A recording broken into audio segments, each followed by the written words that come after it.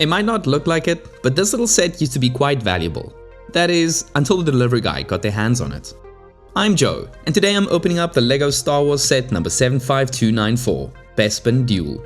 The set is based on arguably one of pop culture's most iconic moments, where Luke Skywalker is confronted by Darth Vader in the bowels of Cloud City, and it is here in this reactor shaft where he learns the truth about his father.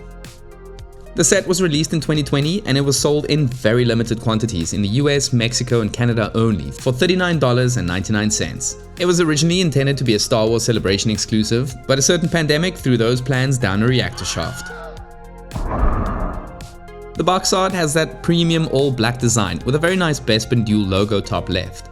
The product shot is also highlighted nicely with that light blue-grey gradient behind it. The back of the box features a great angle of the set along with a line illustration with the dimensions. I also like the fact that the side of the box has the 40th anniversary logo of The Empire Strikes Back with a great shot of Luke hanging onto the bolt. So now let's finally open it up and see what's inside the box. Inside we get 3 plastic bags, a small 96-page instruction booklet, and 1 sticker. And a very nice touch is the introduction to the set by the creative director of LEGO Star Wars in a variety of languages. Building the full set only took me about half an hour, and while the scene featured is quite memorable, I can't really say the same for the building experience. Bag 1 focuses on building out the black tiled base, as well as the foundation of the sensor balcony. Bag 2 has you building out Lord Vader and the rest of the walkway leading to the sensors. And finally, Bag 3 starts with Luke Skywalker and his saber, before adding the railings to the balcony and completing the beam at the end of the balcony with all kinds of builds for the sensors. And once you're done with the build, you should end up with quite a few extra pieces. Now, onto the set. The completed build is made up of 295 pieces and measures over 20 centimeters high, 23 centimeters wide, and 11 centimeters deep, and it is, for some reason, an 18+ set. The set smartly keeps it focused on the balcony, and the slightly larger scale compared to the version included in the Betrayal at Cloud City set allows for the inclusion of some great detail. The black base not only looks great for display, but it does a great job at showing that this balcony is hanging over a near bottomless reactor shaft. And the base is also completed with that plaque celebrating the 40th anniversary of Star Wars Episode 5, The Empire Strikes Back. I don't like that this is a sticker considering how many other printed bricks we have for the anniversaries, but the logo itself looks great in silver. The 4 transparent bricks used does a great job to reinforce the set while giving the illusion that it's floating in the air. The side of the balcony is also neatly cut off at the end, and I love how microphones were used for the railings at the end of the thin walkway. There's also some flexible tubes used for the railings where the walkway widens into a sort of platform, but just be sure to manipulate them a little to get the curves just right.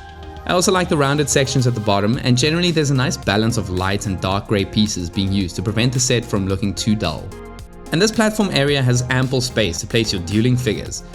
But the designer also included 2 clips to the side to store your lightsabers while recreating the iconic moment from the film. And one very nice bit of detail are these 3 arrays, which are topped off with black studs meant to represent the damage done by Vader's lightsaber. The beam with the larger sensors are connected to the platform with 2 ridged hinges, and it works surprisingly well, and I'm really happy that it keeps the beam completely level. And even though we don't really get a complete look at the large sensors at the end of the beam in the film, it does look pretty good in LEGO format.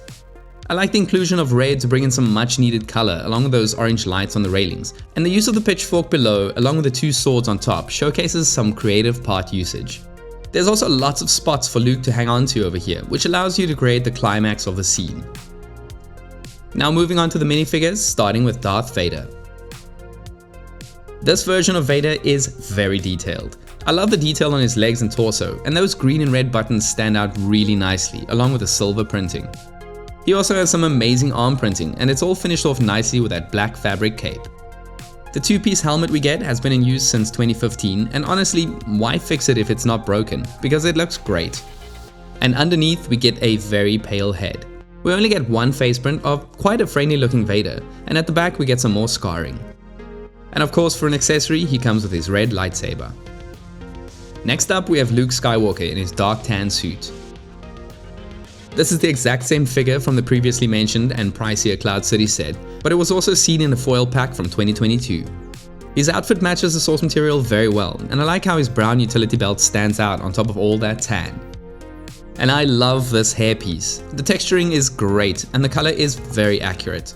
And he also comes with 2 face prints, with the one side showcasing a determined little smirk, while the other side has an excellent bruised up design that perfectly conveys Luke's emotion in that pivotal scene. and Luke is also completed by his blue lightsaber for an accessory. Overall, I think this is a great little display set. It's a bummer that it was so hard to get for a majority of LEGO Star Wars fans across the world, and the frustrating act of shipping this set really shows with the box damage. The amount of detail included at this scale is excellent, and the 2 included minifigures are perfect and highly detailed. Anyways, let me know what you think about this set, and please consider liking and subscribing to the channel if you like this review and what we do. And as always, thanks for watching.